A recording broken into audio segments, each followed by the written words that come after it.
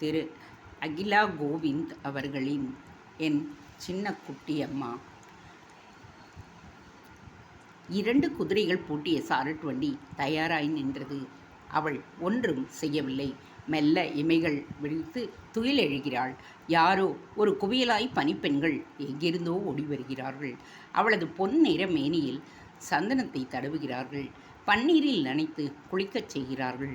சுகமான குளியல் முடிந்ததும் அழகுக்கு அழகு செய்யும் ஒப்பனை வேறு. ஒப்பனை முடிந்து ராஜகுமாரியாய் வெளிவரும் அவளுக்கு படை வீரர்களின் பவ்யமான வரவேற்பு. ராஜகுமாரி வருகிறார்கள். பராக் பராக் என பரபரப்பான அறிவிப்பு, அரைக்கூவல்கள். அவள் கம்பீரமாக ராஜ நடை நடந்து இருக்கும் சாரட் வண்டியில் ஏறுகின்றாள். குதிரைகளின் கடிவாளங்களை எடுத்து வேகமாக சுண்டப் போகின்றாள். மறுகணமி பெரிதாக திடுக்கிட்டு விடுகின்றாள். சாரட் வண்டியில் 2 குதிரைகளாய் நிற்கும் குதிரைகளுக்கு பதில் அவளுடைய அண்ணன்கள் தனசேகரனும் பொன்சேகரனும். இவர்கள் எப்படி இங்கு என்று அவள் திகைத்து, ஐயையோ அண்ணா, நீங்கள் இருவருமா என திடுக்கிடலுடன் திகைப்பாய் கேட்க, பூம் பூம் மாடாக தலையசைத்தனர் அவர்கள். நாங்கள் இருவரும் இருக்கும் பொழுது குதிரைகள் எதற்கு? குதிரைகளை விட வேகமாக ஓடி பறப்போம். பார்க்கின்றாயா என்றபடி கால்களை இருவரும் வேகமாக உதைத்து ததிங்கினத்துவம் செய்ய ஆரம்பிக்க சிரிப்பு தாழ முடியவில்லை அவளுக்கு. கைகளால் வாயை பொத்திக்கொண்டு குலுங்க குலுங்கச் சிரிக்கிறாள்.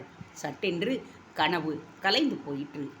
நிஜமாகவே விழித்து கொண்டு நினைவுக்கு வந்தவள் கைகளினால் வாயை பொத்தியபடி தான் இருப்பதைக் கண்டு மறுபடியும் சிரிக்கின்றாள். நல்ல கனவு இது. அவள் ராஜகுமாரியாம். சாரட் வண்டியில் ஏறுகிறாளாம். வண்டியில் குதிரைக்கு பதில் 2 அண்ணன்மார்களுமாம். நல்ல கூத்து இது. செல்லமாக தன் தலையில் தானே குட்டி கொண்டு எழுந்தாள். பரபரவென்று முகம் கழுவி பல் தேய்த்து அறையை திறந்து வெளியே வந்த பொழுது, குட் மார்னிங் குட்டியம்மா என்றனர் தனசேகரனும் பொன்சேகரனும். பதிலுக்கு வணக்கம் தெரிவித்துக் கொண்டிருந்து முத்துப்பல் தெரிய முறுவலை பெரிதாக்கி அடக்க முடியாமல் நகைக்க ஆரம்பிக்க புரியாமல் விழித்தனர் இருவேரும். என்ன குட்டியம்மா, என்ன விஷயம்? எதற்காக இந்த புன்னகை? கொஞ்சம் சொல்லேன், நாங்களும் தான் சிரிக்கின்றோம் என அவர்கள் பரபரத்த பொழுது பதில் சொல்லாமல் சோஃபாவில் பொத்தன அவர்கள் இருவருக்கும் இடையே அமர்ந்தாள். ஆவலை பார்த்த அண்ணன்மார்கள் இருவரிடமும் அது ஒரு இனிமையான கனவு என்று விவரிக்க ஆரம்பித்தாள். அவள் அப்படி ஆரம்பிக்கவும் ஆவி பறக்கும் கப்பன் சாசர் காஃபியை நீட்டியபடியே மூத்த அண்ணி சுலோச்சனா தோன்றினாள். பின்னாலேயே சின்ன அண்ணி கற்பகம். எங்களுக்கும் சொல்லு தரங்கினி, நாங்களும் சிரிக்கின்றோம் என கற்பகம் சொன்ன பொழுது சின்ன அண்ணன் பொன்சேகரன் அவள் பக்கம் திரும்பி வாயில் விரலை வைத்து உஷ் என்றபடி பெரியவர்கள் பேசி கொண்டிருக்கிறோம் அல்லவா என ஒரு விரட்டு விரட்டினான். உத்தரவு என்றால் பதிலுக்கு சின்ன அண்ணி பயப்படுவது போல். ஐயோ, அந்நியர்கள் முன் அந்த கனவு உங்களை மட்டும் மட்டம் தட்டும் கனவுதான். வேண்டாம் வேண்டாம், வேண்டவே வேண்டாம், எனக்காக ப்ளீஸ் விட்டுவிடு அண்ணா என்றாள் கெஞ்சும் குரலில் தரங்கினி. ஐயோ குட்டியம்மா, சும்மா சொல்லேன். உன் இனிமையான கனவு என்கின்றாய். ராஜகுமாரி என்று வேறு ஆரம்பித்து விட்டாய். சொல்லித்தானாக வேண்டும்.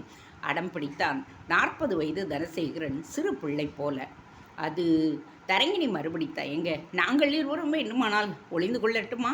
அப்படியாவது உன் தயக்கம் போகட்டுமே கண்ணு என்று மூத்த அண்ணி சுலோச்சனா கொஞ்சலாய் சினுங்க, பதிலுக்கு அவளது கணவன் தனசேகரன், பானைகள் ஒளிந்து கொள்ள இந்த வீட்டில் இடமில்லை என்றான். பானைகளா யானைகளா என்றான். சுலோச்சனாவின் பருத்த உடல் அழகை சிலாகித்து அவன் சொல்வத கொல்லென அங்கு ஒரே சிரிப்பலை. சுலோச்சனாவும் அவர்களுடன் சேர்ந்தே சிரித்தாள். அப்படி ஒன்றும் நான் குண்டு இல்லை. போன வாரம்தான் ஜிம்முக்கு சென்று 4 கிலோ குறைத்திருக்கிறேன் என்றாள். உடம்பை இருபுறமும் திருப்பி காட்டியபடியே அவள் சொல்லவும், 4 குறைந்தால் போருமா? 400ல் 4 போனால் மீதி 396 எங்கு கொண்டு விட்டு விழுவது? எம்மாடியோ, இது அநியாயம். நானா 300 சொச்சம்? உங்கள் தொப்பையை மட்டும் கணக்கிட்டால் கூட ஒரு 50 தேராது. பெரிதாக பேச வந்து விட்டீர்கள். அவள் முடிப்பதற்குள், அடக்கழுதை, என்னையே கிண்டல் அடிக்கின்றாயா? உன்னை என தனசேகரன் விரட்டப் போக குடுகுடுவென தடிமனான சரீரத்தை தூக்கி கொண்டு ஓடினாள் சுலோச்சனா. தரங்கினியும் மற்றவர்களும் குலுங்க குலுங்கச் சிரித்தனர். காலேஜ் செல்லும் 20 வயது அழகு குமரியான தரங்கினி அந்த வீட்டின் செல்லப்பெண், கடைக்குட்டி. அதனால் பாசமான அண்ணன்மார்கள் இருவருக்கும் அவள்தான் குட்டியம்மா ஆகிப்போனாள். என் செல்லக்குட்டி அம்மா, என் சின்னக்குட்டி அம்மா, என் பப்புக்குட்டி அம்மா, என் புஜ்ஜிக்குட்டி அம்மா என சிறு வயதில் கொஞ்ச ஆரம்பித்த இருவரும் கொஞ்சமும் தங்களை மாற்றிக்கொள்ளவில்லை.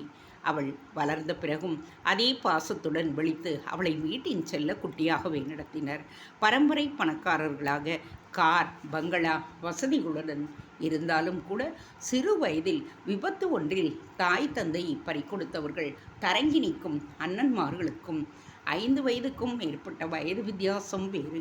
அதனால்தானோ என்னவோ பெண் பிள்ளை தாய் தந்தை பாசத்திற்கு ஏங்கக்கூடும் என்கின்ற நினைப்பில் தங்கள் மொத்த அன்பையும் அவள் மேல் காட்டி குளிப்பாட்டினர் பாசக்கார அண்ணன்கள். தரங்கினி மட்டும் சும்மா இல்லை. அவளுக்கும் எல்லாமே அண்ணன்கள்தான். கல்லூரி விட்டு வீட்டிற்கு வந்தால் அண்ணா அண்ணா என்றுதான் வாளை பிடித்து கொண்டு அலைவாள். காலையில் தனசேகரன் காரில் கொண்டு கல்லூரியில் விட்டால் மாலை கல்லூரி விடும் முன் தயாராக அவளை கூட்டி வருவதற்கு காத்திருப்பான் பொன்சேகரன். தரங்கினிதான் அவர்களின் வயதை உணர்ந்து பிடிவாதம் பிடித்து அவர்களை சம்மதிக்கச் செய்து தரகர் மூலம் பெண் பார்த்து பெரிய மனுஷியாக அவர்களுக்கு கல்யாணமும் கட்டி வைத்தாள்.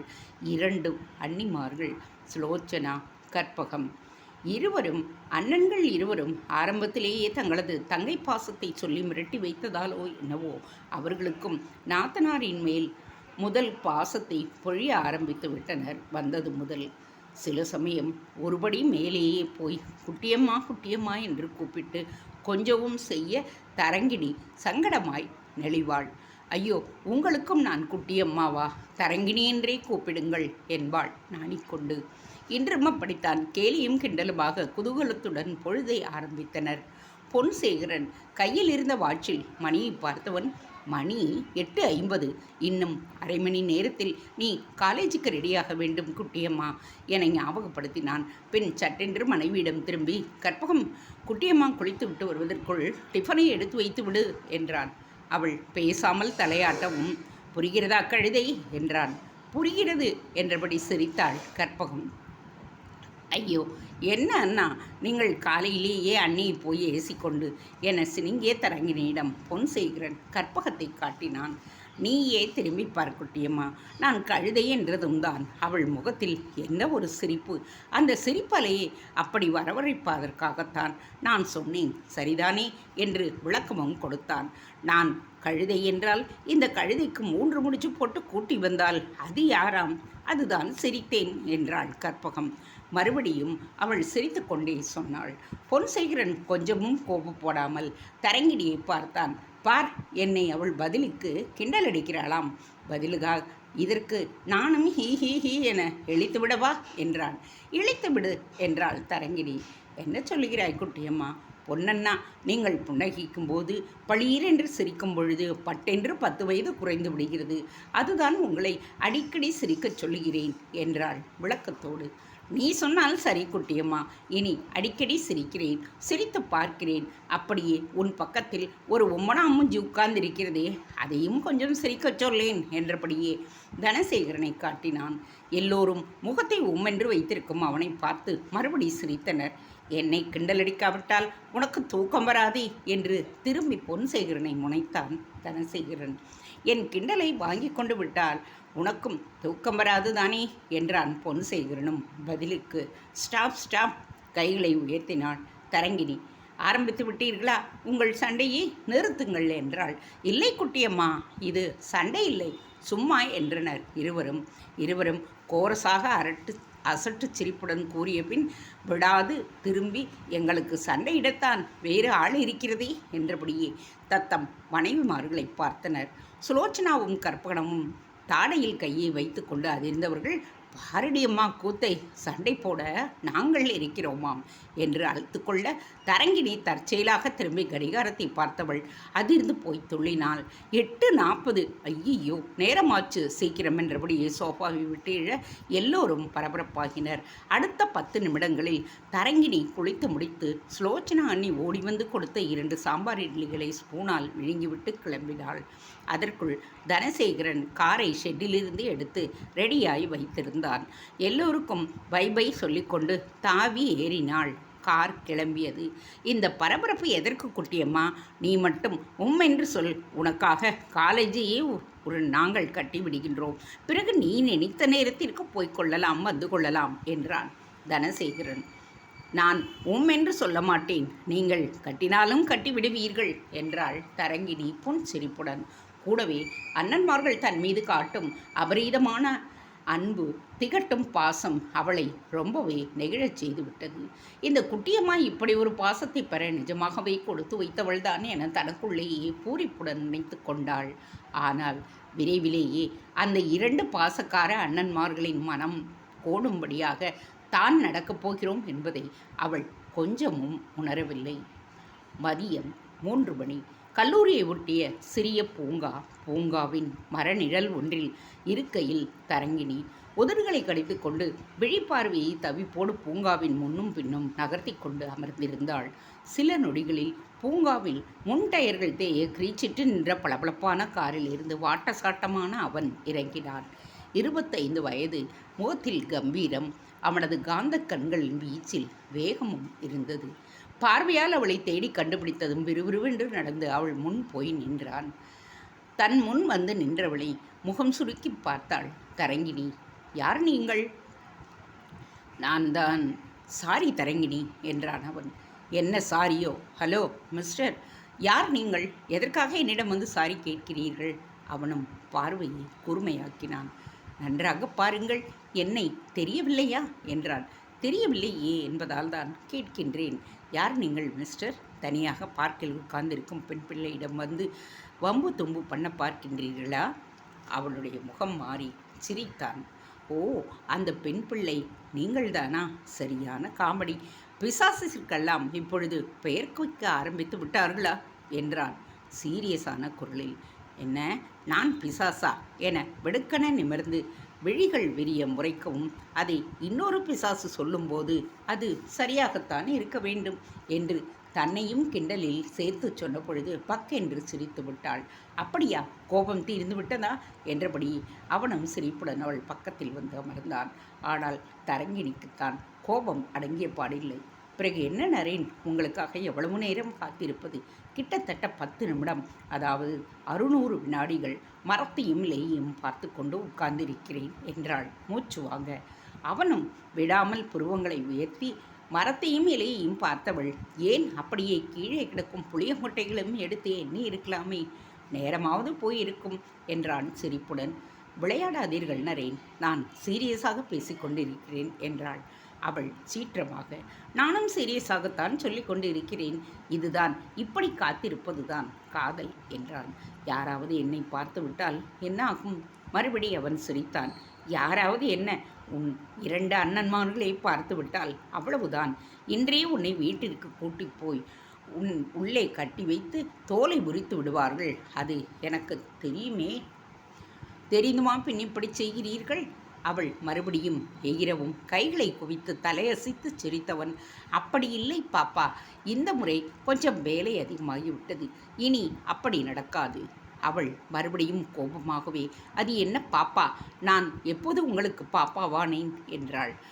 அவன் நரேன் தன் தலையை செல்லமாக தட்டிக்கொண்டு, அது என்னவோ சொல்வாயே, உன்னை அப்படி வீட்டில் அழைத்து விழித்து கொஞ்சுவார்கள் என்று. அது அது பாப்பா இல்லையா? பின் என்ன? ஞாபகம் வந்துவிட்டது, குட்டியம்மா என்றான் உற்சாகமாக. மரமண்டை, காதலியின் செல்லப்பெயரை கூட ஞாபகம் வைத்து கொள்ள முடியவில்லை. நல்ல ஞாபக சக்தி என்றாள். அவள் சலிக்க பதிலுக்கு பலமாக தலையாட்டினான் நரேன். நீ என்ன வேண்டுமானாலும் திட்டு குட்டியம்மா, நான் வாங்கிக் கொள்ளுகிறேன். எனக்கு உன்னை ரொம்பவும் பிடிக்கும் குட்டியம்மா. நான் உன்னை நேசிக்கின்றேன் குட்டியம்மா. இப்படி முறைத்து பார்த்து கோபப்படும்போது கூட நீ அழகாக இருக்கிறாய் குட்டியம்மா. இன்னும் அவள் காதுகளை பொத்திக்கொண்டு, குட்டியம்மா புராணம் போதும், விஷயத்திற்கு வாருங்கள் என்றாள். விஷயத்திற்கு வந்துவிட்டேன் என்றபடி அவள் கைகளை எடுத்து உயர்த்தி அதில் தன் இதழ்களை மென்மையாக பதித்து முத்தமிட்டான். அவள் அதை ரசிக்கவில்லை. பெரிய மன்மதன் குரங்குத்தனம் என்றாள். அவனும் விடாமல், போதும் குட்டியம்மா, கோபத்தை கொஞ்சம் குறைத்து கொண்டு விடு. இல்லாவிட்டால் இன்னும் அதை குறைக்க நான் கொஞ்சம் முன்னேறி உன்னை அணைக்க வேண்டும் என்றபடியே அந்த நிர்பந்தம் ஏற்படும். செய்யட்டுமா என்றபடி தன் கைகளை விரிக்க, அப்படியே அதை தட்டி விட்டுவிட்டு சீரியஸாக பார்த்தாள் அவனை. போதும் நரேன், எனக்கு பதில் சொல்லுங்கள். ஏன் லேட் என்றாள் சீரியஸாக. நானும் முகத்தை சீரியஸாக கொண்டு வந்து, வழக்கம் போல ஒரு பிஸ்னஸ் பார்ட்டி நான் கிளம்பும் சமயமாக வந்துவிட்டது. அவர்களிடமிருந்து தப்பித்து என் கம்பெனி மேனேஜரை கை காட்டி விட்டு வருவதற்குள் இவ்வளவு நேரமாகிவிட்டது. என்னால் இப்படியெல்லாம் ரொம்ப நேரம் காத்திருக்க முடியாது நரேன். யாராவது நம்மை பார்த்துவிடக்கூடுமோ என ஒவ்வொரு நிமிடமும் பயந்து சாக வேண்டி இருக்கிறது. பதிலுக்கு எனக்கும் அப்படித்தான் குட்டியம்மா. என்றாலும் அப்படி காத்திருக்க முடியாது. சீக்கிரமே கல்யாணத்தை நடத்தி விடுவோம், கணவன் மனைவியாய் ஆகிவிடுவோம் என்றான். இன்னும் விளையாடுகிறீர்களா என்றபடியே அவள் முகத்தை பார்க்க அவள் உறுதியாக தலையாட்டினான். விளையாட்டில்லை, நிஜமாகத்தான் சொல்லுகின்றேன். எத்தனை நாள் தான் இப்படி இருப்பது? நாம் என்ன சினிமா காதலர்களா? மரம் மரமாக ஓடி டூயட் பாட பார்த்தோம், பிடித்து விட்டது. ஒருவரை ஒருவர் புரிந்து கொண்டாயிற்று. இன்னும் என்ன தயக்கம்? அடுத்த நிலைக்கு கல்யாணத்திற்கு சென்று விடலாம், சரிதானே? அது முடியாது என்றாள் தரங்கினி. ஏன் குட்டியம்மா? படிப்பு முடிய வேண்டும் என்று சொல்லுவார்கள். ஏன் கல்யாணம் கட்டி கொண்டு படிக்கக்கூடாதா? கல்லூரிக்குள் விடமாட்டேன் என்று யாராவது சொல்லிவிடுவார்களா என்ன? அப்படி இல்லை என்றாள். பின் எப்படி குட்டியம்மா? விஷயம் அது மட்டுமில்லை, இன்னொரு முக்கியமாகவும் தகவல் ஒன்றும் இருக்கின்றது. அது என்ன குட்டியம்மா?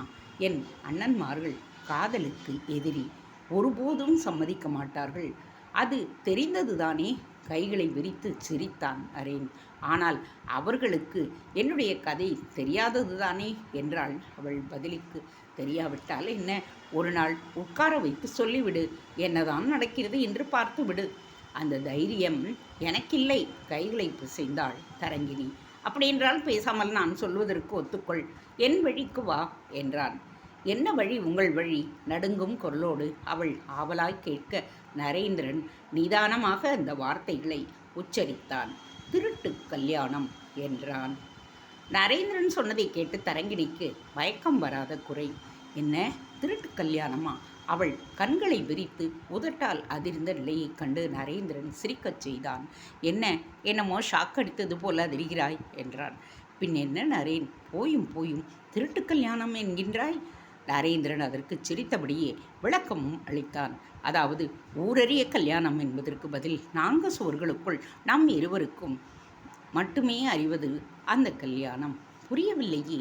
அட, கோவிலில் வைத்து தாலி கட்டி மாலை மாற்றினால் போச்சு. அவள் திகைக்க மறுபடியும் அவன் விளக்கினான்.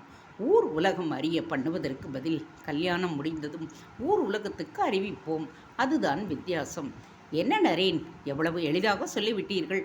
அப்படியானால் அண்ணன்களுக்கு கூட தெரியாமலா? அவள் கேட்க அவள் பக்கம் மேலும் வந்து அவள் முகத்தை நிமிர்த்தி பார்த்த நரேன். என்ன இது, விடிய விடிய கதையை கேட்டு கடைசியில் சீதைக்கு ராமன் சித்தப்பாவா என கேட்பது போல் கேட்கின்றாய். என்ன சொல்லுகிறீர்கள் நரேன்? பின் என்ன தரங்கினி? விஷயமே உன் அண்ணன்மார்களுக்கு தெரியாமல் கல்யாணம் பண்ண வேண்டிய சூழ்நிலை தானே. அதற்காகத்தானே இப்படி இத்தனை ஏற்பாடுகளும். நரேன் விளக்க விளக்க லேசையாக தலையாட்டினாள் தரங்கினி. புரிகிறது என்றாள் மெல்ல. என்ன புரிகிறது? நான் டியூப்லைட் மரமண்டை என்றெல்லாம் உன்னை திட்டு நினைத்து அடக்கி கொண்டேனே, அதுவாவது புரிகின்றதா? நரேன், பின் நீயே சொல் தரங்கினி. நான் எவ்வளவு சீரியஸாக சொல்லி கொண்டே இருக்கிறேன். நீ எதை சொன்னாலும் திருவிழாவில் தொலைந்து போன குழந்தை போல பேந்த பேந்த முழிக்கிறாய். அதற்கு அர்த்தம் என்ன? ஒரு விஷயத்தை நீங்கள் மறந்து விட்டீர்கள் நரேன். என்ன விஷயம் அது? எல்லாவற்றையும் செய்ய வேண்டியது நான், எல்லாவற்றையும் எதிர்கொள்ள வேண்டியதும் நான். பின் எனக்கு பயம் இருக்காதா? இருக்கும். ஆனால் அதை போக்கத்தான் நான் இருக்கின்றேனே என்றபடி புன்னகைத்தான் நரேன். பின் அப்படியே தன் முகமறியே அவளை அணைத்து தன் கரங்களில் மென்மையான இதழ்களை பதிக்கவும் செய்தான். இப்பொழுதாவது பயம் போயிற்றா என்றான். இல்லை, பயம் இன்னும் அதிகமாகிவிட்டது என்றாள் தரங்கினி. எதை சொல்லுகிறாய்? நரேன், நமக்கு பிரச்சனையே காதலை வெறுக்கும், காதலை பிடிக்காத அண்ணன்மார்கள்தான். அதற்காகத்தான் இப்படி திருட்டு கல்யாணம் பண்ணுவது வரை யோசிக்க வேண்டியிருக்கிறது. நான் கொட்டுகிறேன், தொடர்ந்து நீயே சொல்லு என்றான் நரேந்திரன் சிரிப்பை அடக்கியபடி. அதனால் இந்த விஷயத்தை காதல் கலக்காமல் செய்ய முடியுமா? அப்படி நாம் முயற்சித்து பார்க்கலாமா? அவள் சொல்ல சொல்ல நரேந்திரன் டக்கென புரிந்து கொள்வது போல் தலையாட்டினான். தரங்கினி, நீ சொல்ல வருவதும் நல்ல பாயிண்ட் தான். அப்படியும் நான் எப்பொழுதோ முயற்சி பண்ணி பார்த்து விட்டேன். ஆனால் என இழுத்தவன் தலையை வேகமாக மறுத்து அசைத்தான். நான் நினைத்த மாதிரி எதுவும் நடக்கவில்லை. தரங்கினி மறுபடியும் கண்களை விரித்து விழித்தாள். சொல்கின்றேன் தரங்கினி, நீ சொல்ல வரும் பாயிண்ட் காதலெல்லாம் சொல்லாமல் முறைப்படி யார் மூலமாவது உன்னுடைய அண்ணன்மார்களிடம் உன்னை பெண் கேட்டு முயற்சிப்பது பற்றித்தானே? ஆம், கரெக்டாக சொல்லிவிட்டீர்கள். தலையை அசைத்தாள் தரங்கினி. அதையும் நான் எப்பொழுதோ முயற்சித்து பார்த்து விட்டேன் தரங்கினி. எனக்கு தெரிந்த தரகர்கள், கல்யாண புரோக்கர்கள், என் சமூக அந்தஸ்துள்ள கௌரவமான பெண்மணிகள் வரை எல்லோரையும் உன் அண்ணன்மார்களிடம் அனுப்பி என் பெயரை சொல்லாமல் பெரிய தொழிலதிபர் என்றெல்லாம் சொல்லி கேட்டு பார்த்து விட்டேன். ஆனால் ஒன்றும் பயனில்லை. ஒன்றும் பயனில்லையா? இப்போதைக்கு தரங்கினிக்கு கல்யாணம் செய்வது பற்றி நாங்கள் யோசிக்கவில்லை. யோசித்த பொழுது பார்த்து கொள்ளலாம் என்று வெட்டேற்றியாக பதிலைத்தான் உன் அண்ணன்கள் சொல்லி இருக்கின்றார்கள். அப்படியா? என்ன அப்படியா?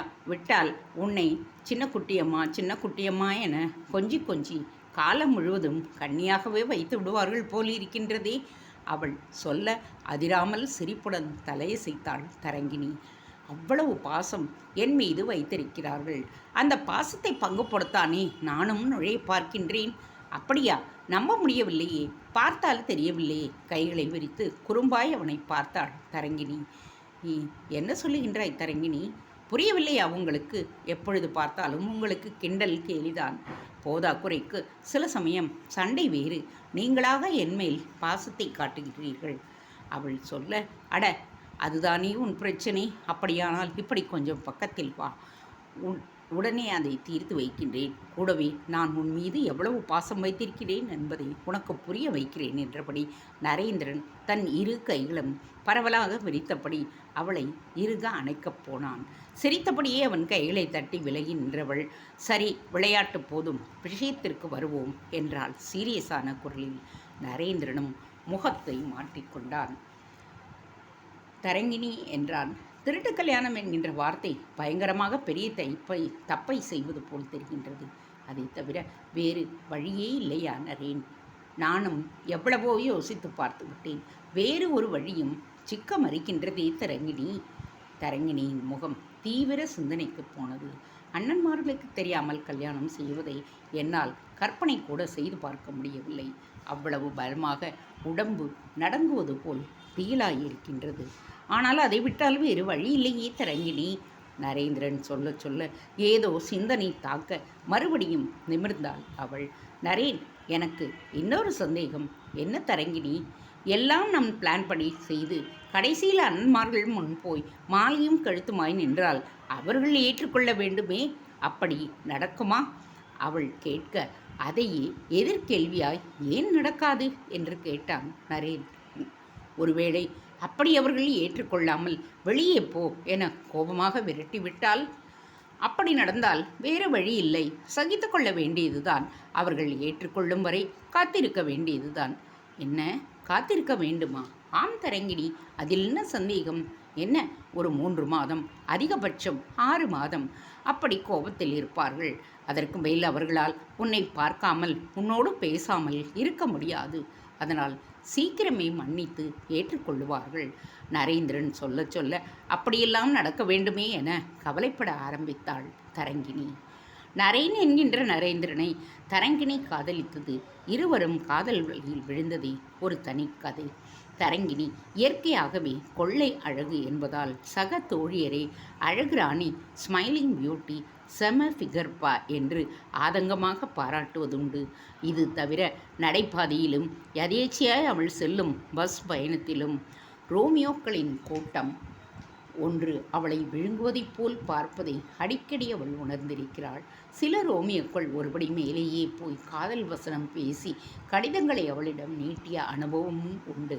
அப்பொழுதெல்லாம் புன்னகை மாறாமல், சாரி, இதெல்லாம் எனக்கு பிடிக்காது, வேறு ஆளை பாருங்கள் என்று அகன்று விடுவாள். அவளை பொறுத்தவரையில் இவை நம் நடைமுறை வாழ்க்கைக்கு ஒத்துவராத சமாச்சாரங்கள். கதைகளுக்கும் சினிமாக்களுக்கும் மட்டுமே இது ஒத்துவரும். அதனால் அந்த உணர்வுகளை கொண்டு ஒருவர் முகத்தை பேஸ் தடித்தது போல் வைத்துக்கொண்டு ஏங்கி அலைவதெல்லாம் பெரும் முட்டாள்தனம் என்று கடுமையாகச் சாடுவாள் அவள். ஆனால் அப்படிப்பட்ட அவளே அதில் தொபுகடீர் என்று மந்திரித்தது போல் விழுவாள் என்று சற்றும் எதிர்பாராதது. அந்த அனுபவம் அவளுக்கு நேர்ந்தது லியோ கிளப் வளாகம் ஒன்றில்தான். லயன்ஸ் கிளப்பின் உபரியான லியோ கிளப்பில் அண்ணன்மார்கள் இருவரும் பிடிவாதமாகத்தான் அவளை உறுப்பினராகச் சேர்த்து விட்டனர். கிளப்பை ஒட்டி இருக்கும் கலைக்கூடம் ஒன்றில் பிடித்தமான இன்டோர் கேம்ஸ் அவள் விளையாடலாம் என அவர்கள் ஊக்குவிக்க, தினம் கல்லூரி முடிந்ததும் தன் ஸ்கூட்டியை எடுத்துக்கொண்டு கிளம்பி அங்கு வந்து விடுவாள் தரங்கிணி. கொஞ்ச நேரம் செஸ் விளையாடுவாள். போர் அடித்தால் பேட்மிண்டன், டென்னிஸ் என்று கிளம்பி விடுவாள். அப்படி டென்னிஸ் விளையாட்டில் அவளுக்கு கோச்சாக வந்தவன்தான் இந்த நகேந்திரன். அவளுக்கும் அவளை போன்ற 3 ஜூனியர் பெண்களுக்கும் தினம் விளையாட பயிற்சி அளித்தவன் அவன். அந்த 3 பெண்களும் தரங்கிணியைப் போல் கல்லூரி மாணவிகளே.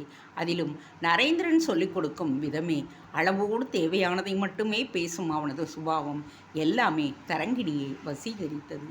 மேலும் மற்ற ஆண்களைப் போல் வழியாமல் அவன் பாட்டுக்கு தன் வேலையை மட்டும் கவனிக்கும் லாவகம் அவளை ஆச்சரியப்படுத்தியது. மற்ற 2 பெண்களை மட்டுமல்ல, அவளையும் ஒரு சாதாரண பார்வைதான் பார்த்தான். இயல்பாக அதை விளக்கியும் கொள்வான். தனது அழகு அவனை வசீகரிக்கவில்லையா? அவளுக்குள் உறுத்தல் ஏற்படுத்தவில்லையா? சரியாக அவளை பார்க்கக்கூட மாட்டேன் என்கின்றானே என அவளுக்குத்தான் நாளுக்கு நாள் திகைப்பு அதிகமாயிற்று. அப்படி தன் மீதும் மற்ற பெண்களின் மீதும் எவ்வித ஈடுபாடும் காட்டாத அவனது அந்த சுபாவம் தரங்கிணி இதுவரையில் யாரிடமும் பார்த்திராதது. அதுவே அவளை அவன்பால் ஈர்த்து கவனம் கொள்ளச் செய்தது. கிளப்பிலும் சரி, வெளியிலும் எதேச்சையாக பார்த்தாலும் சரி, ஒரு ஹலோ, ஒரு சிறிய புன்னகை, அதோடு அகன்று விடுவான் அவன். அவனை பற்றி தரங்கிணி விசாரித்த பொழுது அவன் இளம் வயது தொழிலதிபன் என்றும் பிசினஸில் பல சாதனைகளை புரிந்து வெற்றி கண்டவன் என்றும் தகவல் கிடைத்தது.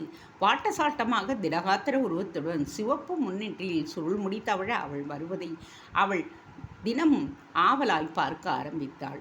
அபூர்வமாக அவனது உதடுகள் உதிர்க்கும் சிறிய பளிரென்ற புன்னகை கூட அவளை ரொம்பவும் பரவசப்படுத்தியது.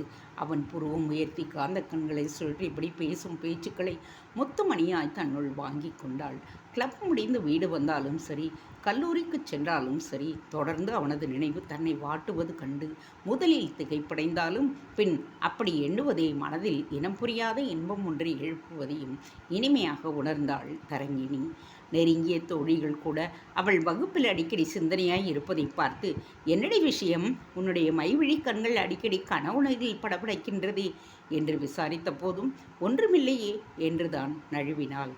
ஆனால் உள்ளுக்குள் தான் எது பிடிக்காது, தனக்கு எது ஒத்து வராது என இவ்வளவு நாள் நினைத்திருந்தோமோ அந்த விஷயத்தில் நம்மை அறியாமலேயே உள்ளுக்குள் விழுந்து ஆழமாக போய்கொண்டிருக்கின்றோமோ என்ற பயமும் உண்டாயிற்று. அந்த பயமே கொஞ்ச நாளில் பரவசமாக மாறி அவளை இன்புறச் செய்தது. கிளப்பிற்கு செல்லும் பொழுது வேண்டுமென்றே உடைகளில், ஒப்பனைகளில் அதீத கவனத்தை செலுத்தல் ஆரம்பித்திருந்தாள். தினம் அவள் தன்னை கவனிக்கின்றாள் என ஆவலாக அவனது முகக்குறிப்பை தேடுகின்றாள். ஆனால் நரேந்திரனோ மற்ற எல்லா பெண்களையும் பார்ப்பது போல்தான் அவளையும் பார்த்தான், பேசினான். அவளுக்காக எந்த ஸ்பெஷல் பார்வையும், ரெஸ்பான்ஸ், முக்கியத்துவம் என எதுவும் கொடுத்ததில்லை. என்ன மனிதன் இவன்! இங்கு ஒரு ஆள் தினம் தினம் இவனுக்காக மினுக்கி கொண்டு வந்து போஸ் கொடுத்தால் நிமிர்ந்து கூட பார்க்க மாட்டேன் என்கின்றானே என்று சலித்து போனாள் அவள். என்ன ஆச்சரியம்! அவள் அப்படி சலித்து ஒதுங்க நினைத்த சமயத்தில்தான் அவனிடமிருந்து ஒருவித ரெஸ்பான்ஸ் வர ஆரம்பித்தது. வழக்கமாக அவளை பார்த்து உதிர்க்கும் புன்னகையை கூட 5 சென்டிமீட்டர் கூட்டினான். முத்து உதிரும் பேசும் வழக்கத்தை மாற்றி முத்து மணிகளாக கொட்டினான். அவளை எதிர்பார்த்த மாதிரி அவளது அழகை கண்ணாடி முன் அதிக நேரம் நின்று முயற்சி பார்த்து மெனக்கட்டு அவள் செய்து வரும் உடையழகை வெகுவாக அதிசயித்து, வாவ், பிரமாதம், பியூட்டிஃபுல், அழகுக்கு அழகு சேர்க்கும் மேட்சிங் என்று பிரமித்து பாராட்டினான். அடுத்த ஒரு வாரத்திற்குள் இருவரும் அந்த 3 வார்த்தைகளை ஒருவருக்கொருவர் சொல்லி நிஜமாகவே காதலிக்கவும் ஆரம்பித்து விட்டனர். தரங்கிணி நரேந்திரனின் மீது முழுவதுமாக ஆசை கொள்ள ஆரம்பித்ததும் தன்னை அறியாமல் அதில் தொபுக்கென்று விழுந்துவிட்ட பொழுது அந்த கடலில் இருந்து முதல் நினைப்பாக அண்ணன்மார்களை நினைத்து பயந்தாள். அவளுக்கு நன்கு தெரியும், தனசேகரனுக்கும் சரி பொன்சேகரனுக்கும் சரி காதல் என்றால் சுத்தமாக ஆகாது, அந்த சமாச்சாரங்கள் அறவே பிடிக்காது என்பது. அலுவலக ஸ்டாஃப்களில் யார் மீதாவது காதல் வந்தாலே உடனே அவர்கள் டிஸ்மிஸ் தான். கொஞ்சம் கூட யோசிக்காமல் சீட்டை கிழித்து விடுவார்கள். அப்படி அவன் மீது அளவு கடந்த வெறுப்பு இருவருக்கும் வர வர ஒரு சரியான காரணமும் அதற்கு இருந்தது. சொல்லி வைத்தால் போல் தனசேகரனும் பொன்சேகரனும் தங்கள் கல்லூரி பருவத்தில் காதல் வலையில் விழுந்தவர்கள்தான். கடைசி நேரத்தில் எந்தவித காரணமும் இல்லாமல் தங்கள் காதலிகளால் ஏமாற்றப்பட்டு கைவிடப்பட்டனர். அதனால் விரக்தியாகினர். தங்களை நேசித்த பெண்கள் எவ்வித பாதிப்பும் இல்லாமல் இன்னொருவருக்கு கழுத்தை நீட்டி மணந்து கொண்ட பொழுது அதிர்ந்துதான் போயினர். அப்பொழுதிருந்தே இருவருக்கும் அது வேப்பங்காயாயிற்று. தங்களை ஏமாற்றி விட்டவர்களின் மீது இருந்த கோபம் அப்படியே நேசத்தின் மீது திரும்பி அந்த பெயரை கேட்டாலே கொலைவெறிக்கு வரும் அளவுக்கு இருவரும் எரிமலையாகவும் ஆகினர். அந்த தோல்வி காரணமாகவே தங்களது கல்யாண எண்ணத்தை வெகு நாட்கள் தள்ளி போட்டு 5 வருடங்களுக்கு பிறகு தரங்கிணியின் பிடிவாதத்திற்காகத்தான் சம்மதித்தனர். சுலோச்சனா, கற்பகம் என்ற 2 அன்னிமார்களை கட்டி கொண்டனர். ஆக தரங்கிணி புரிந்து கொண்டாள், இந்த விஷயத்தை அண்ணன்மார்கள் மட்டும் கண்டிப்பாக கொண்டு போக முடியாது. அதே நேரத்தில் அவர்களிடம் சொல்லாமலும் இருக்க முடியாது. என்ன செய்வது என்று தவித்தவள் கடைசியில் ஒரு முடிவுக்கு வந்தாள். விஷயத்தை 2 பாசக்கார அண்ணன்களிடம் சொல்லி அவர்கள் மூலமாக அன்னிகளிடம் சொல்லிவிட்டு அவர்கள் மூலமாக அண்ணன்களிடம் சொல்லலாமே என்று தீர்மானித்தாள். ஒரு நல்ல நாள் பார்த்து அன்னிகளிடம் விஷயத்தை சொல்லி சம்மதமும் வாங்கிவிட்டாள் தரங்கிணி. ஆனால் நேற்று பார்க்கில் நடந்த நரேந்திரனான விவாதம் அவளை பெரும் அதிர்ச்சி அடையச் செய்தது. அங்கு நரேந்திரன் உச்சரித்ததை கேட்டு தரங்கிணி அதிர்ந்துதான் விட்டாள். திருட்டு கல்யாணமா? அவளுடைய புருவம் உயர விரிந்து அச்சச்சோ என உதடுகள் துடிக்க அங்கிருந்து எழுந்தே விட்டாள். அடடா, இந்த போஸ் எவ்வளவு நன்றாக ஓவியம் போல இருக்கிறது என்று பார்த்து தன் கையில் கேமரா இல்லை, வேண்டுமானால் செல்போன் கேமராவாக படம் பிடிக்கட்டுமா என்றான் விளையாட்டு சிரிப்புடன்.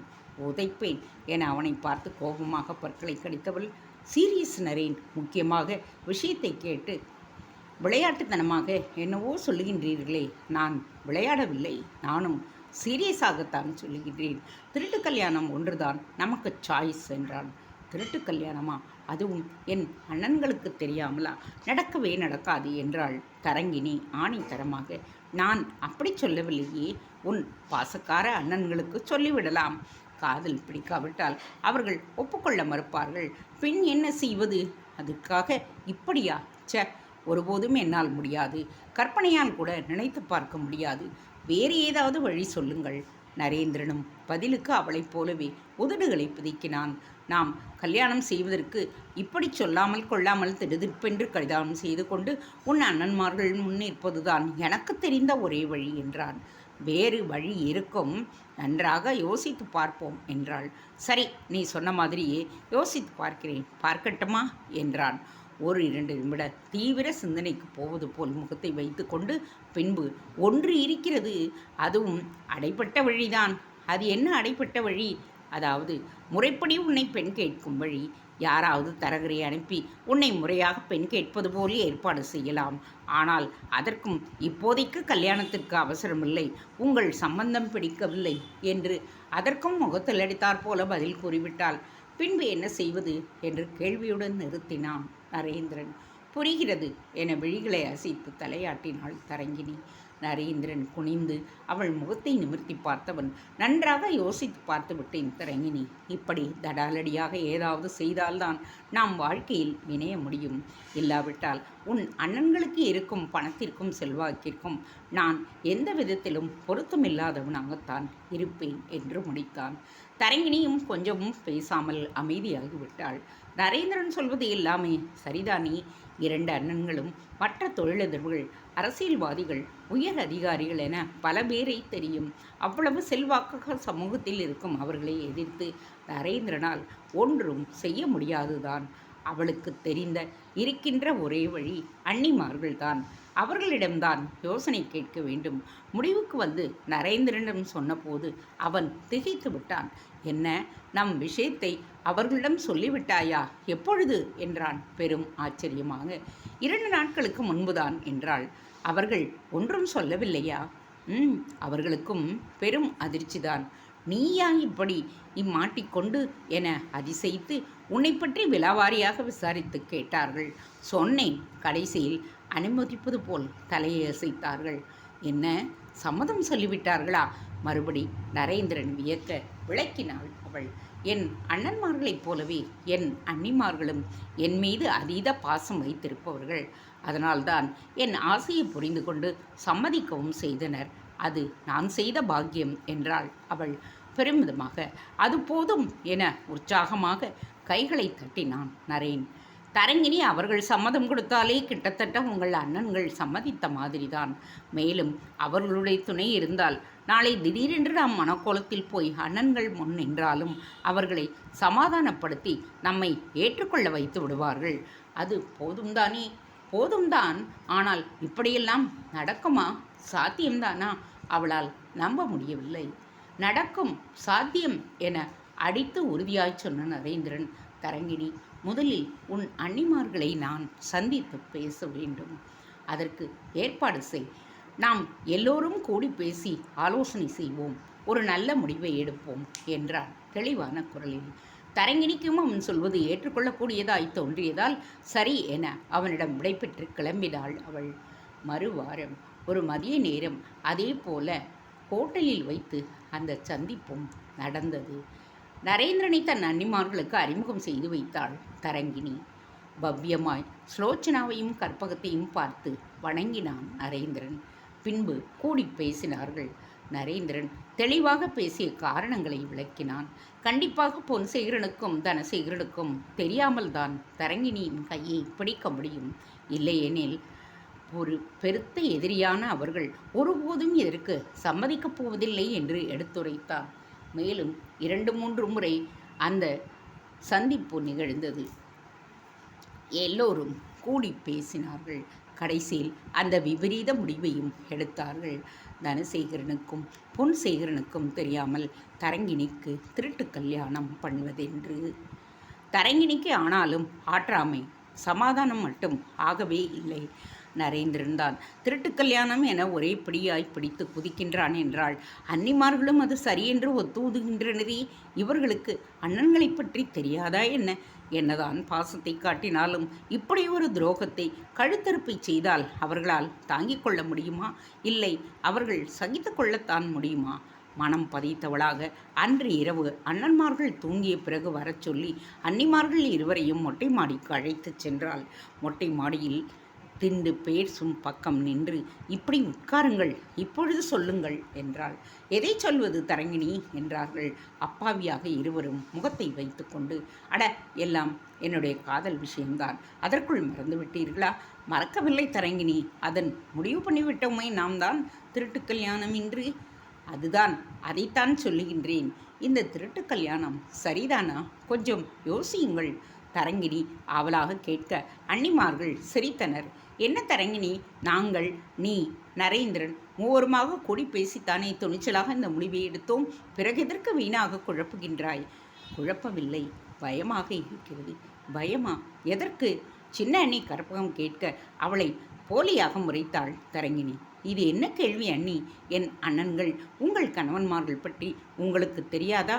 விஷயம் தெரிந்தால் வெட்டி போட்டு விடமாட்டார்களா? தரங்கினி கேட்கவும் இருவரும் சிரித்தனர். அதுதான் இல்லை, அப்படி ஒருபோதும் நடக்காது. ஏன் நடக்காது? காரணம் பாசம்தான், அன்புதான். உன் அண்ணன்கள் உன்மேல் அவ்வளவு பாசம் வைத்திருக்கிறார்கள். அதாவது நான் இவ்வளவு பெரிய தப்பை செய்தாலும் அதை மன்னிக்கும் அளவுக்கு பெருந்தன்மையாக. ஆமாம் தரங்கினி, ஆனால் என்னை மன்னித்துடுவார்கள் என்கிறீர்களா? கண்டிப்பாக. எப்படி எண்ணி அது சாத்தியம்? ஆசையாக வளர்த்து பாசத்தை பொழியும் அவர்களுக்கு இத்தகைய துரோகச் செயலை செய்யும் ஆத்திரத்தையும் கோபத்தையும் ஏற்படுத்தாதா இந்த செயல்? ஏற்படுத்தாதுதான் என்றார்கள் இருவரும் கோரஸாக. எதை வைத்து இப்படி சொல்லுகின்றீர்கள்? வேறு என்ன தரங்கினி, உங்கள் அண்ணன்களுடைய பிடிவாதம், கோபம் எல்லாம் மற்றவர்களிடம்தான். உன்னை பார்த்தால் போதும் அப்படியே மாறிவிடுவார்கள். பல்லை எழித்து கொண்டு நீ எது சொன்னாலும் தலையாட்டி விடுவார்கள். நிஜமாகவா? நிஜமாகத்தான். அப்படியானால் எனக்கு இன்னொரு யோசனை தோன்றுகிறது. நாம் அப்படி செய்யலாமே. என்ன யோசனை?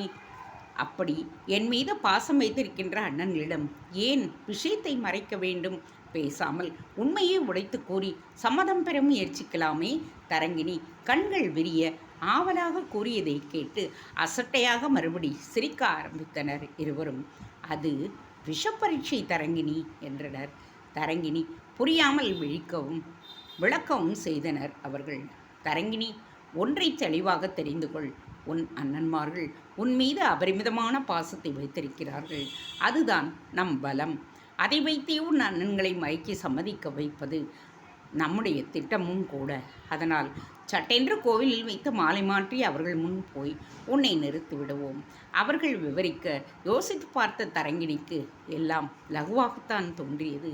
ஆனால் அதுபோல எல்லாம் நடக்க வேண்டுமே. அவள் அப்படி திரும்பவும் யோசிப்பதைக் கண்டு பக்கத்தில் வந்தாள் பெரிய அண்ணி சுலோச்சனா. தரங்கினி, ரொம்பவும் யோசித்து குழம்பாதே. எல்லாம் நல்லபடியாக நடக்கும். நீ மட்டும் தைரியமாக இருந்தால் போதும். எல்லாவற்றையும் நாங்கள் பார்த்து கொள்ளுவோம். கைகளை அழுத்தியபடி சுலோச்சனா அண்ணி தைரியம் கொடுக்க பாரம் இறங்கியவளாக நிம்மதி அடைந்தாள் தரங்கினி. அண்ணன்மார்களும் சரி, நரேந்திரனும் சரி, அது ஒன்றுதான் வழி என திட்டவட்டமாக கூறிவிட்டார்கள். ஆனால் தரங்கினியால் அவ்வளவு சுலபமாக அதை ஏற்றுக்கொள்ள முடியவில்லை. எவ்வளவு பெரிய விஷயம் அது! அண்ணன்களுக்கு தெரியாமலா? தனசேகரனும் பொன்சேகரனும் சரி, அவள் வீட்டில் இருந்தால் நொடிக்கொரு தினம் குட்டியம்மா குட்டியம்மா என்று சுற்றி வருபவர்களாயிற்றே. அவர்களுக்கு தெரியாமல் அவர்கள் நம்பிக்கையை குலைப்பது போல் இப்படி ஒன்றை செய்யலாமா? அது எவ்வளவு பெரிய துரோகம்!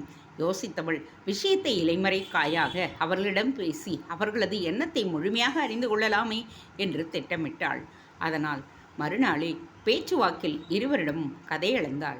கல்லூரியில் நிறைய காதல் ஜோடிகளாகி இருப்பதாகவும் அதனால் காதல் ரோமியோக்கள் நிறைய பேர் ஜொல்லு விட்டபடியே வாசலிலும் பஸ் ஸ்டாப்பிலும் அலைவதாகவும் பேச்சுவாக்கில் சொல்லி அவர்களது முகக்குறிப்பை ஆராய்ந்தாள். அவள் நினைத்தது போலவே இருவரது முகமும் இறுக ஆரம்பித்தது. தனசேகரன், சொல் குட்டியம்மா, அப்படி அந்த ரோமியோக்களில் யாராவது உன்னிடம் வாலாண்டினார்களா? அப்படியானால் அவர்கள் உண்டு இல்லை என பண்ணிவிடலாம்.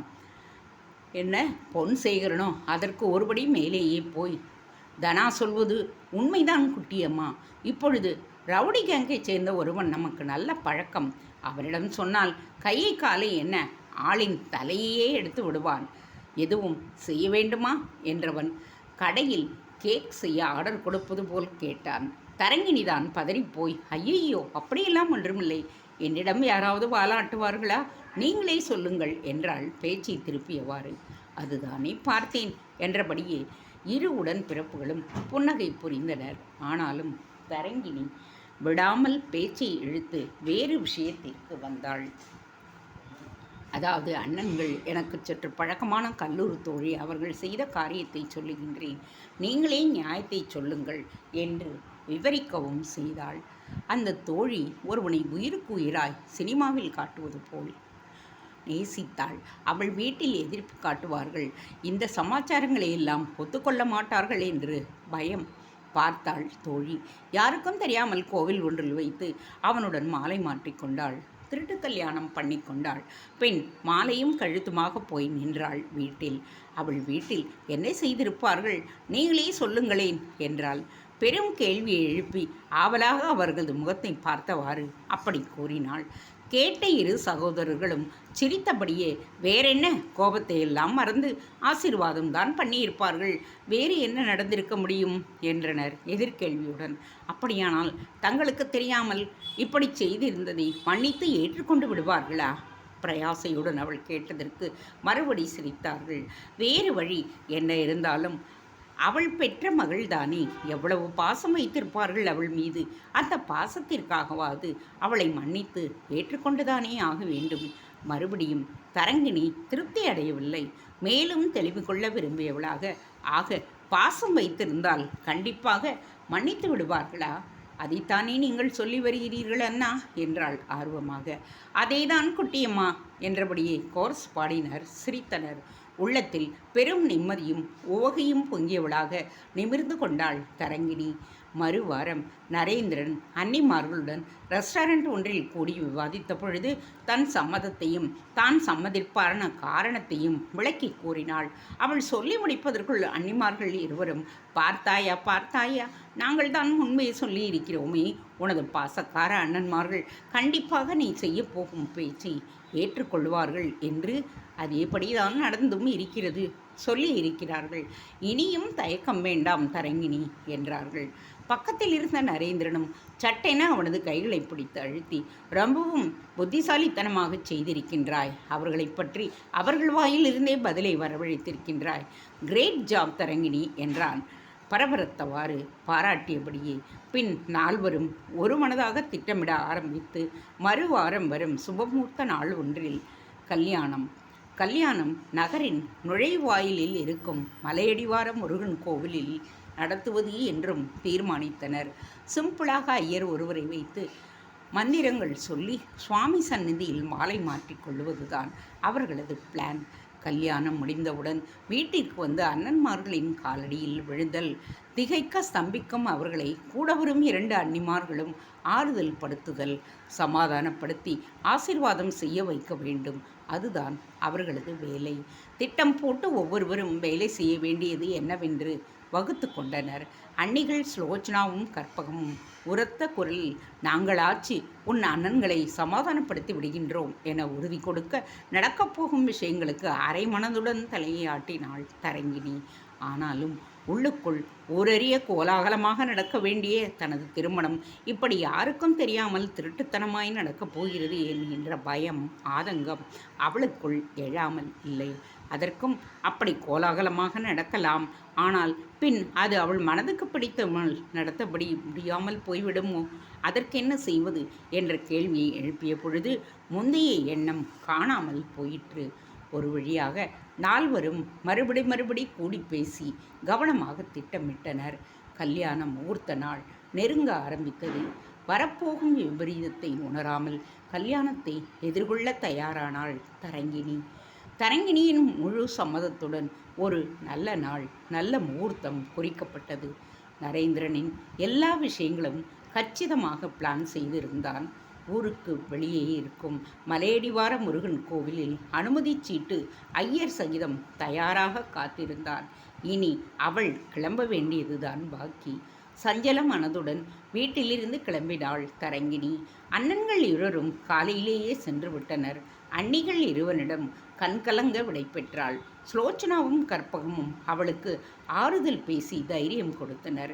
மேலும் சரியான முகூர்த்த நேரத்திற்கு அங்கு வந்து விடுவதாகவும் உறுதி கூறி அனுப்பி வைத்தனர். தரங்கிணி ஆட்டோ பிடித்து மலையடிவார முருகன் கோவிலை அடைந்தாள். பட்டு வேஷ்டி பட்டுச்சட்டை சகிதம் புன்னகையுடன் எதிர்கொண்டான் நரேந்திரன். அவனை பார்த்ததும் தான் அவளுக்கு ஓரளவு தைரியம் வந்தது. இருந்தாலும் இனம் புரியாத தவிப்பும் ஒருவித படபடப்பும் மனதுக்குள் எழுவதை அவளால் தடுக்க முடியவில்லை. ஊரறிய அண்ணன்கள் முன்னிலையில் ஜாம் என்று நடக்க வேண்டிய அவளது திருமணம் இப்படி யாருக்கும் தெரியாமல் திருட்டுத்தனமாக அல்லவா நடக்கப் போகின்றது. கூடவே அந்த திகிலான பயமும் அவளுக்குள் எட்டி பார்க்கத்தான் செய்தது.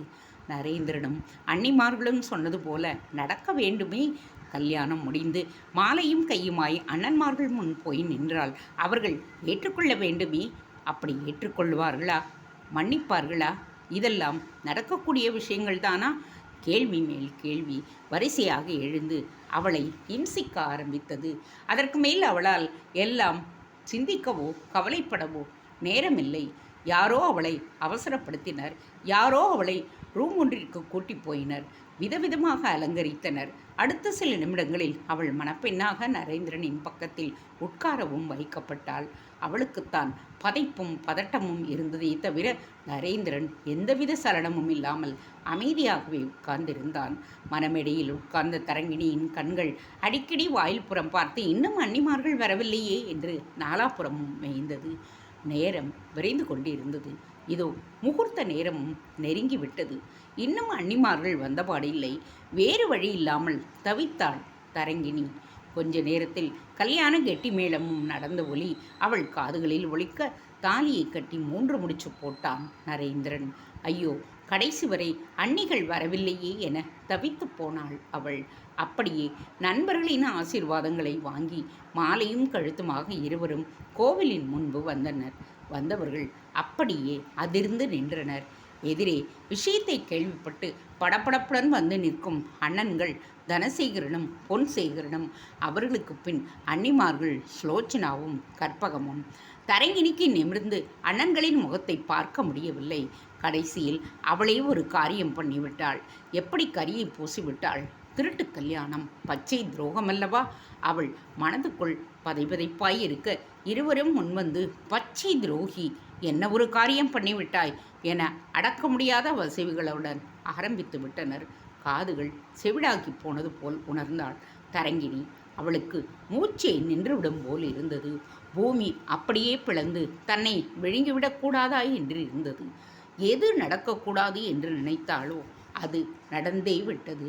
யார் முன்னிலையில் அந்த கோலத்தில் நிற்கக்கூடாது என்று நினைத்தாளோ அது நிகழ்ந்து விட்டது.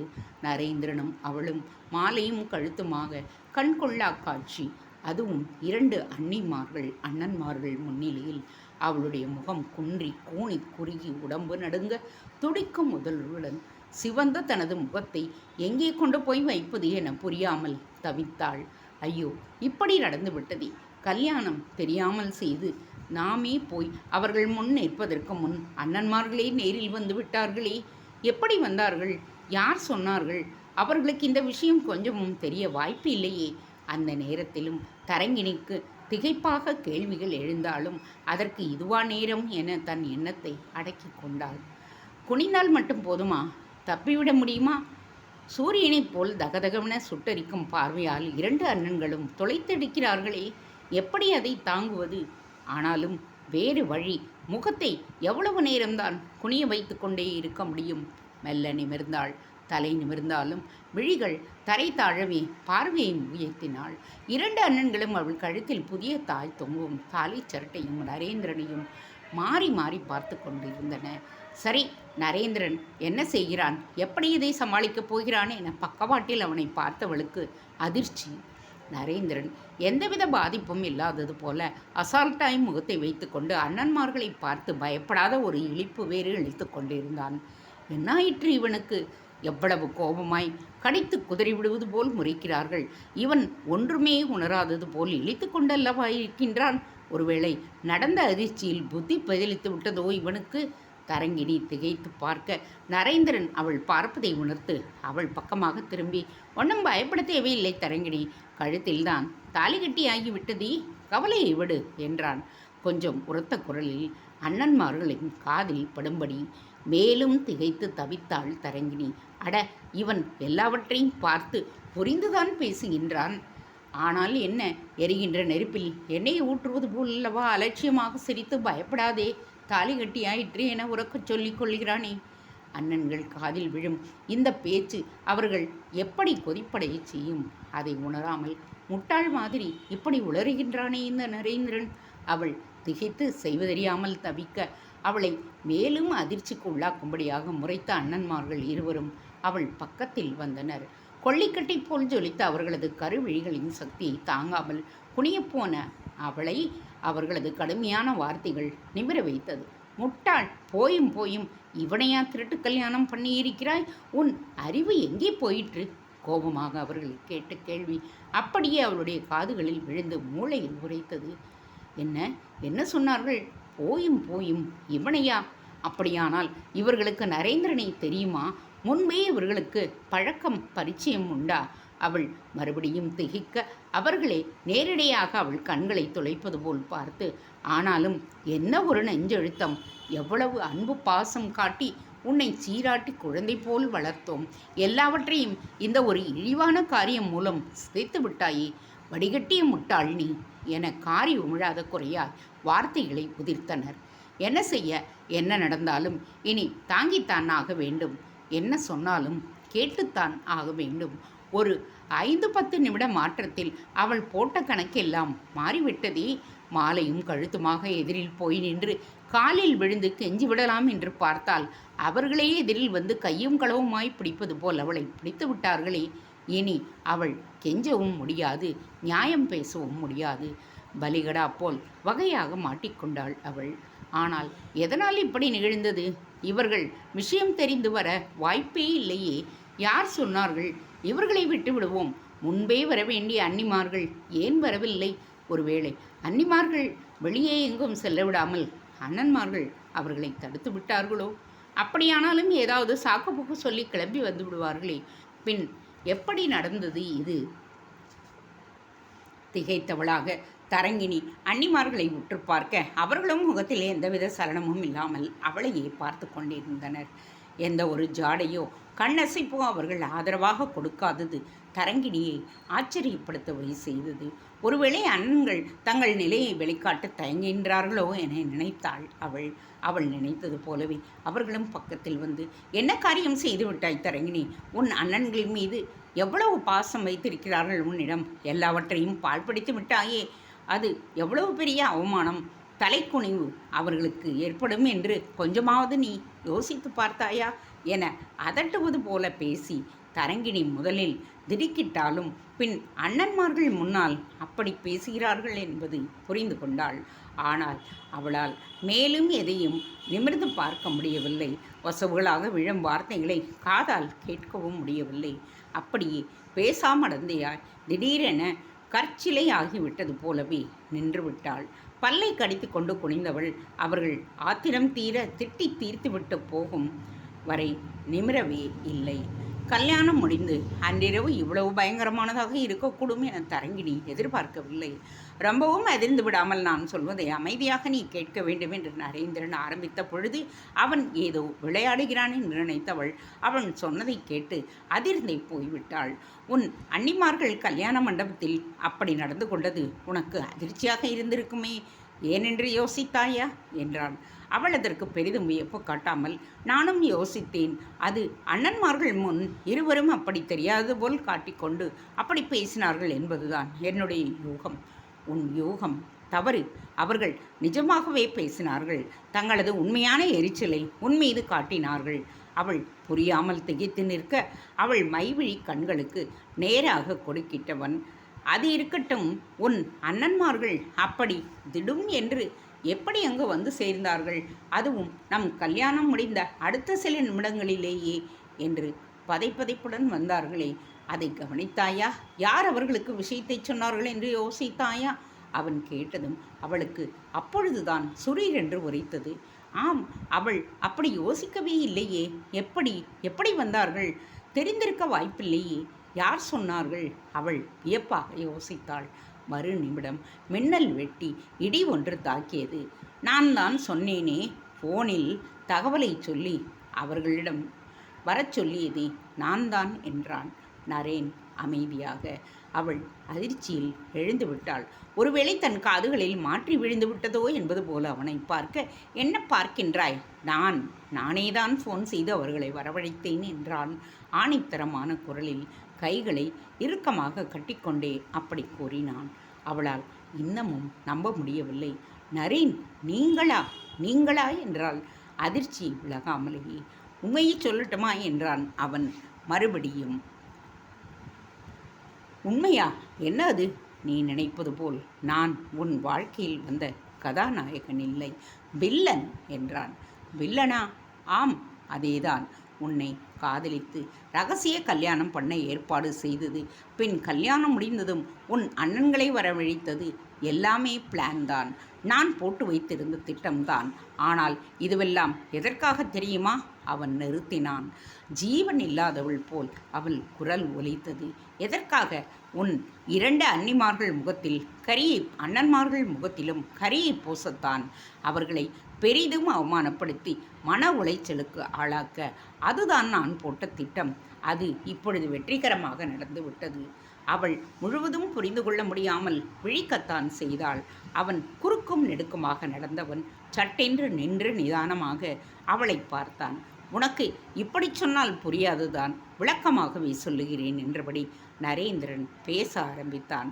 நானும் உனது அண்ணன்மார்களைப் போல கிரானைட் கம்பெனி வைத்து ஏற்றுமதி தொழில் செய்கிறேன் என்பது மட்டும்தான் உனக்கு தெரியும்.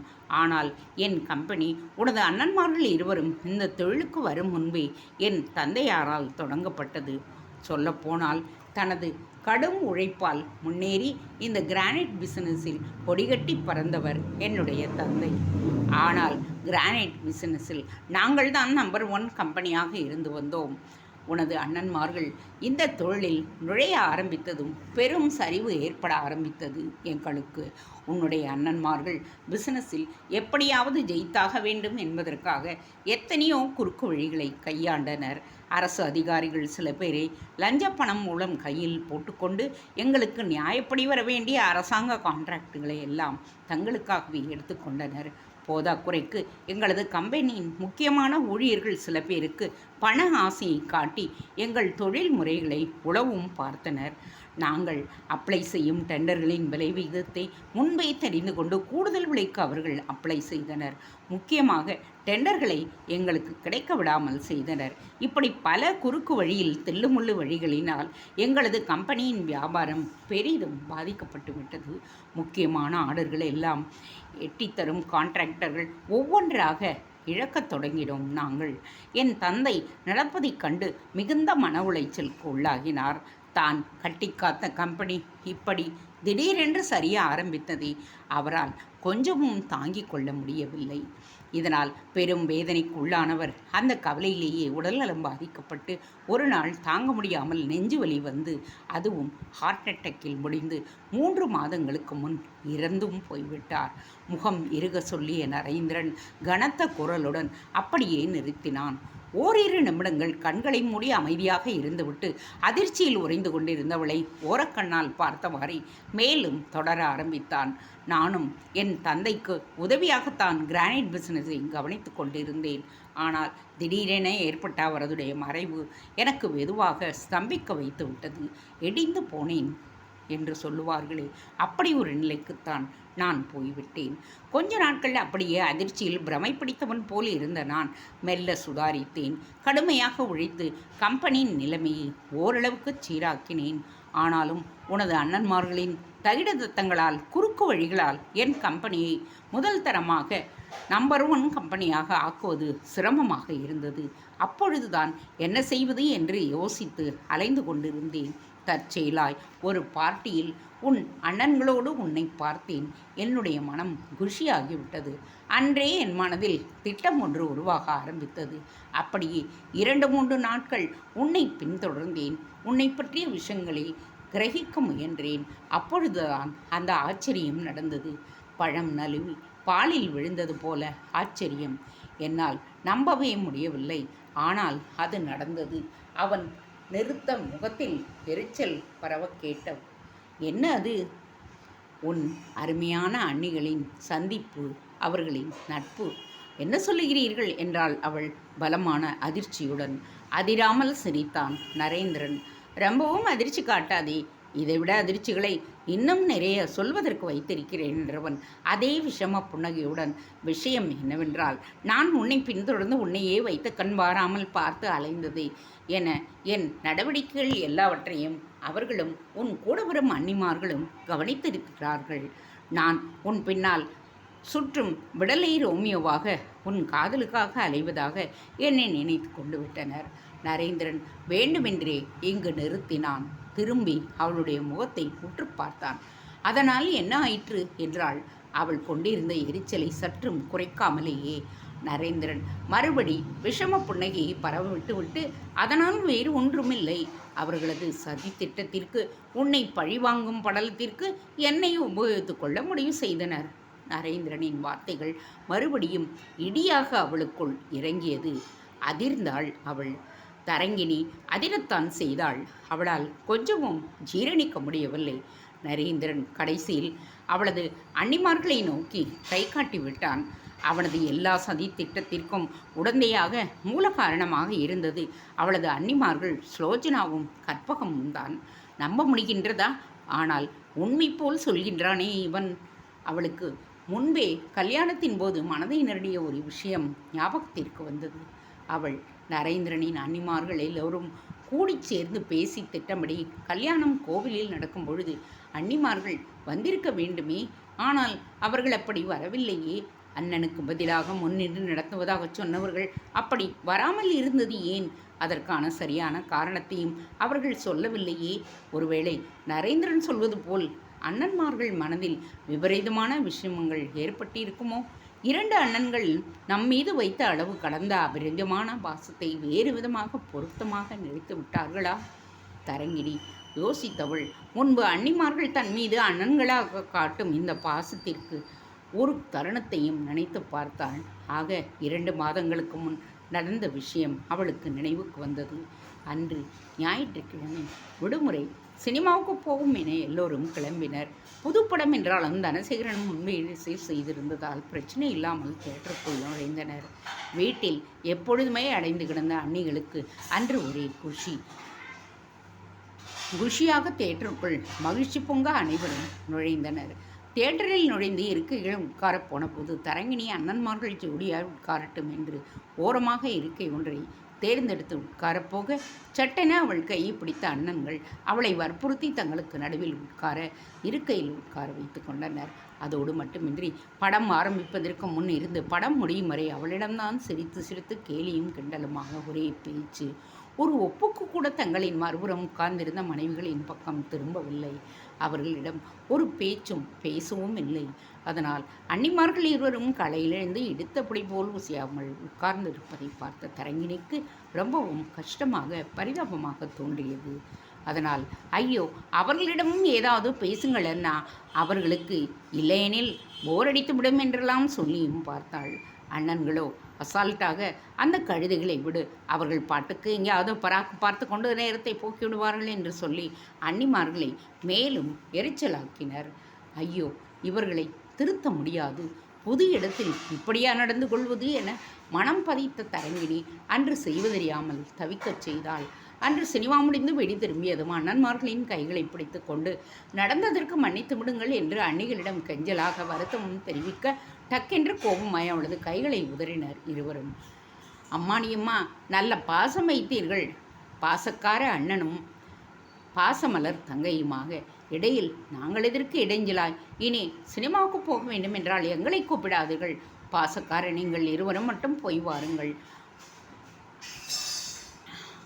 பொல்லாத பாசத்தை பொழிந்து கொள்ளுங்கள் என இருவரும் பொருந்தி தள்ளி அதை கொஞ்சமும் எதிர்பார்க்காத தரங்கினி தடுமாறிவிட்டாள். இருந்தாலும் சமாளித்து கொண்டு, ஐயோ அண்ணி, அண்ணன்கள் எப்படி நடந்து கொண்டது அது தப்புதான், மிகப்பெரிய தவறுதான். அதற்காக என்னை மன்னித்து விடுங்கள். இனி இது போல் நடக்காது, நடக்காமல் நான் பார்த்து கொள்கிறேன் என கொஞ்சம் குரலில் சொல்லித்தான் பார்த்தாள். ஆனால் அதற்கு அன்னிமார்கள் கொஞ்சமும் செவிசாய்க்கவில்லை. அதெல்லாம் நடக்கவே நடக்காது. தங்கையாய் இந்த வீட்டில் நீ இருக்கும் வரை எங்களுக்கு எங்களது கணவன்மார்களின் அன்பு முழுதாக கிடைக்காது, அது மட்டும் நிச்சயம் என்று சொன்ன பொழுது தரங்கினி அதிரத்தான் செய்தாள். ஐயோ, என்ன சொன்னீர்கள்? நான் வீட்டில் இருக்கும் வரை உங்களுக்கு அன்பு கிடைக்காதா? அப்படியானால் நான் இடைஞ்சலாய் இருப்பதாகத்தான் சொல்லுகின்றீர்களா? தரங்கினி நேருக்கு நேராக பொட்டில் அடித்த மாதிரி பேசியதும் சட்டென்று தங்களை மாற்றிக்கொண்டவர்களாய், அப்படியெல்லாம் ஒன்றுமில்லை, நீ கல்யாணம் செய்து கொண்டு புது வீடு புகும் வரை எங்களுக்கு அன்பு கிடைக்காது என்பது போல் சொல்ல வந்தோம் என்று கூறியவர்கள் கூடவே, ஆனால் இன்னொன்று தரங்கினியம்மா, இப்படி நாங்கள் கோபமாக உன்னிடம் சொன்ன வார்த்தைகள் அப்படியே உன் அண்ணன்மார்களிடம் போட்டு கொடுத்து எங்களை நிறைய சந்தி சிரிக்க வைத்து விடாதே. உன்னை கெஞ்சி கேட்டுக்கொள்கிறோம் என்று கைகூப்பலாக அவர்கள் சொன்ன பொழுது அவர்கள் மேல் இரக்கமும் பரிதாபமுமே கொண்டாள் தரங்கினி. மேலும் அதற்கு மேல் அந்த பிரச்சனையை பெரிதுபடுத்தாமல் அப்படியே விட்டுவிட்டாள். முன்பு போல் அன்னிமார்களிடம் அவள் சிரித்து பேச அவர்களும் கலகலவென்று சிரித்து பேசினர். அவர்களுக்கும் தன்னை போல் நடந்தவைகளை மறந்திருப்பார்கள் என்று தான் நினைத்திருந்தாள் தரங்கிணி. ஆனால் நரேந்திரன் சொல்வதை பார்த்தால் அவர்கள் மனதில் அந்த சம்பவத்தை வைத்து கொண்டு வன்மத்தை விஷமமாக வளர்த்தது போலல்லவா தெரிகின்றது.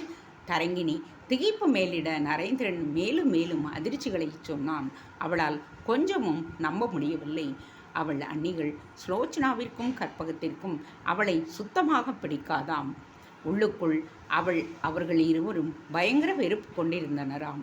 அதை மறைத்துதான் பாசத்தை பொழிவது போல் அவளிடம் நடித்து கொண்டிருந்தார்களாம். நம்பாதவளாக உதட்டை சுழித்து முகம் விட்டு, நீங்கள் சொல்லுவது பொய், எதற்காக அவர்கள் நடிக்க வேண்டும் என்றாள் தரங்கிணி ஆத்திரமாக. நரேந்திரன் பதிலுக்கு வினோதமாக முறுவலித்து விட்டு, காரணம் ரொம்ப சிம்பிள்.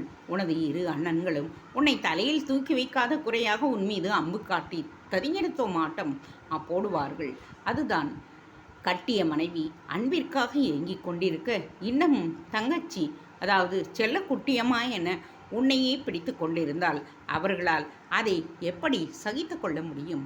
அதனால் உன்மேல் பொறாமை கொண்டு பொறுமை கொண்டிருந்தார்கள்.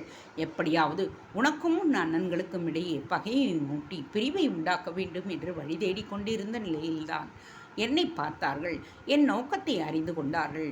அது எப்படி எனக்கு புரியவில்லையே. மறுபடி விழித்தாள் அவள். புரியவில்லை? கொஞ்சம் யோசித்துப்பார். உன் அண்ணன்களை பழிவாங்க அவர்களுக்கு ஏதாவது ஒரு வகையில் இடைஞ்சல் கொடுக்க உன் மீது அவர்கள் வைத்திருக்கும் பாசம் பற்றி அறிந்து அப்படி உன்னையே நான் பின்னிருந்து கொண்ட நிலையில் உன் அருமையான அன்னிமார்கள் என்னை பார்த்த பின்பு எதிரிக்கு எதிரி நண்பன் என்பது போல் வலிய வந்து என்னுடன் பேசினர். என்னை பற்றி விசாரித்து என் நோக்கத்தை அறிந்தார்கள். பின் தங்களது நோக்கத்தையும் வெளிப்படுத்தினர். எனக்கு புரிய வைத்தார்கள். அன்றே நாங்கள் நண்பர்களாகிவிட்டோம். பின் அவர்கள்தான் நீ தினம் போகும் இடங்களை, உனது விருப்பு வெறுப்புகளை எல்லாவற்றையும் தெளிவாக சொல்லிக் கொடுத்து எனக்கு உன்னிடம் காதல் வலையை விரிக்கச் சொன்னார்கள். நானும் அப்படியே உன்முன் அடித்து உன்னுடைய மனதை கவர்ந்தேன். நீயும் வலையில் சிக்கிய புள்ளிமானாய் என்னுடைய வலையில் விழுந்தாய். என்ன இப்பொழுது எல்லாம் புரிகின்றதா? புரிந்ததா என்றபடியே அவன் கடகடவென்று ஒரு அடக்க முடியாத விஷமச் சிரிப்பையும் உதிர்த்தான். ஆகா, என்ன ஒரு சதி திட்டம்! நிஜமாகவே அதிர்ச்சியாக வாயை பிளந்து விட்டாள் அவள். ஆனாலும் அவள் மனதில் ஒரு உறுத்தல். இவன் நரேந்திரன் வேண்டுமானாலும் இவன் சொல்வது போல் நடித்திருக்கலாம். ஆனால் அவளது அன்பான அன்னிமார்கள் பாசத்தை பொழிந்த அந்த அன்பு உள்ளங்கள் போட்டது வேஷமா? இருக்காதே, இருக்க வாய்ப்பில்லையே. என்ன யோசிக்கின்றாய் என்றபடியே மறுபடியும் குரல் கொடுத்தான் அவன். என் அன்பான அன்னிகளை பற்றி தெரியும் எனக்கு. நீங்கள் சொல்லுவதை நான் நம்ப மாட்டேன். நம்ப வைக்கட்டுமா என்றான். எப்படி? நாளையே ஒரு ஹோட்டலில் சந்திக்க வைக்கின்றேன். உண்மையை உனக்கு புரிய வைக்கின்றேன். சரிதானே? சரி என்றாள் அவள். கோபமாக முகம் வெட்டினாள் அவன். அப்பொழுது இது முக்கியமல்ல. முக்கியமாக என்னை பற்றி நீ தெரிந்து கொள்ள வேண்டியது, நான் ஒன்றும் காதல் பிடித்து உன்னை மணந்து கொள்ளவில்லை. சதி திட்டம் தீட்டி பழிவாங்க செயல்படுத்தி இருக்கிறேன்.